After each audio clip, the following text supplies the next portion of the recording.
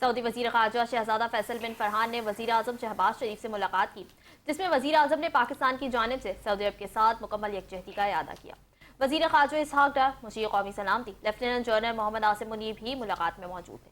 اعلامیے کے مطابق دونوں رہنماؤں کی ملاقات خوشگوار اور دوستانہ ماحول میں ہوئی۔ ملاقات میں خطے کی موجودہ صورتحال اور امن و استحکام پر تبادلہ خیال ہوا۔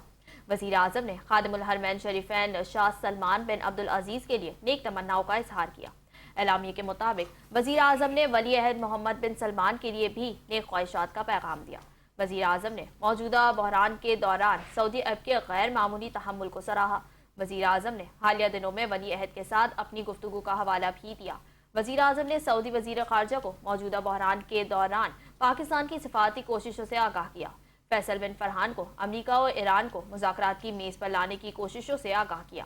اعلامیے کے مطابق وزیر اعظم نے مسلم امہ میں سعودی عرب کے قائدانہ کردار پر زور دیا اور اسلامی ممالک کے درمیان اتحاد کی ضرورت کو اجاگر کیا۔ سعودی وزیر خارجہ نے وزیر اعظم سے اظہار تشکر کیا اور خطے کی موجودہ صورتحال پر اپنے موقف سے آگاہ کیا۔ اعلامیے کے مطابق پاکستان اور سعودی عرب نے خطے میں امن و استحکام کے لیے مشترکہ کوششوں اور قریبی رابطے جاری رکھنے پر اتفاق کیا۔